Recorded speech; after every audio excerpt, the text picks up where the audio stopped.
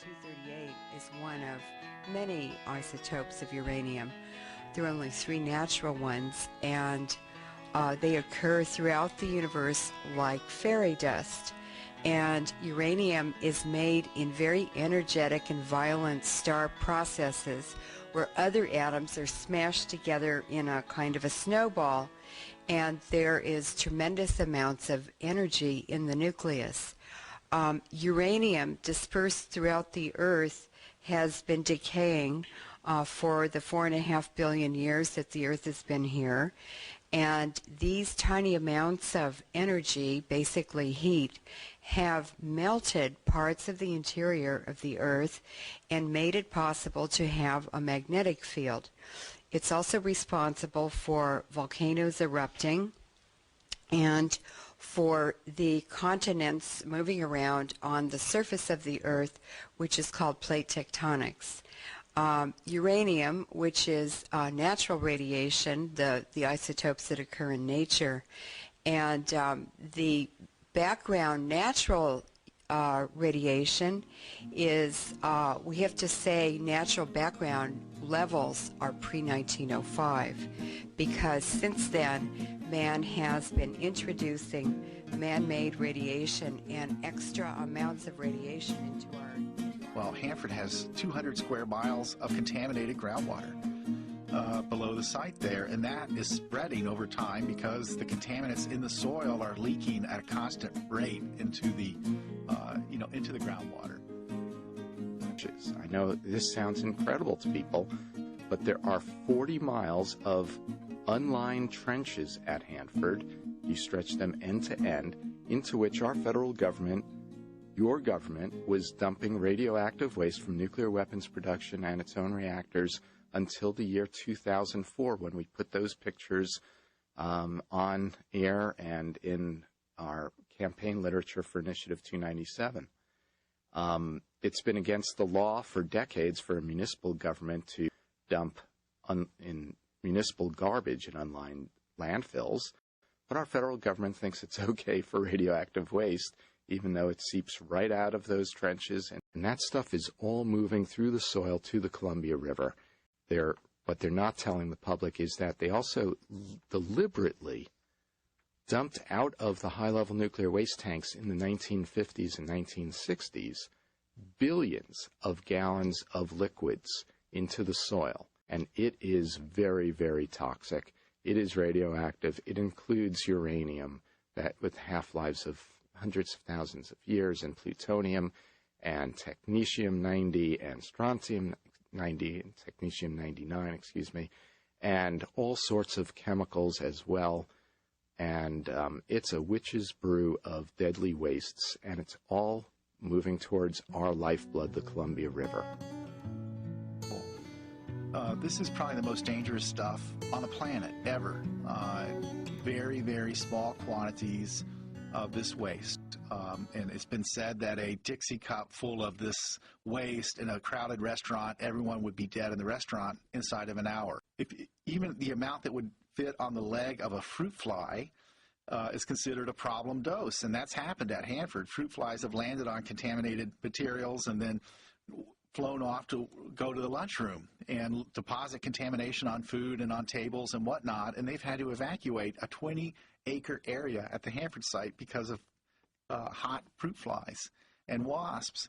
So this waste in these tanks is very dangerous in small quantities, and it has another feature, which is it's dangerous for very, very long periods of time. The Bush administration obviously has a war or two to pay for. They're cheaping out on protecting public health and safety at the Hanford site. At this point, intend to empty 1 tank per year. But do the math. 170 tanks left to go to empty out. Over 100 years to empty out the tanks at Hanford. I mean, no way will those tanks last that long. I mean, one small earthquake out there could spell disaster for this region. I think you said Hanford was getting for cleanup $2 billion a year. Yes. And I think that's what we spend per day on the war in Iraq. Yeah, that's about right. We like to say that they spend that by breakfast in Iraq. Though it's unlikely anyone will ever set off a nuclear device on top of the school, That's what they prepared for today. Together with the Seattle Police Department, the State Patrol, and the Health Department, the National Guard got ready to deal with a weapon of mass destruction. It's a simulated exercise that we had an explosion on the top of the community college with a radiation component to it. So our team is called in to assist in identifying the radiation source, the isotopes.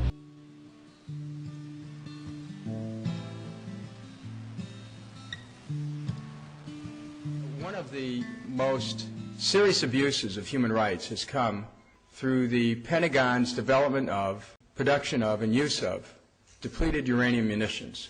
These munitions have created an unending toll of casualties wherever they've been used. That the mere use of such munitions constitutes an offense against humanity. We're talking about something that will never go away. A model of one tank round that's fired by an Abrams tank.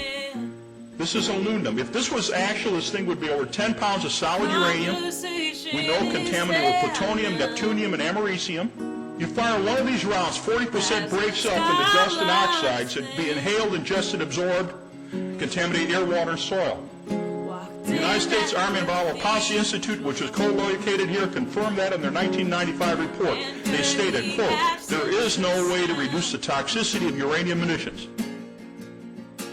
And they ignore it and continue today. First of all, I'd like to mention that DU, depleted uranium, had a prior name, and it was DOLRAM. All the military manuals refer to it as DOLRAM, D-U-L-L-R-A-M, which is depleted uranium, low-level radioactive material.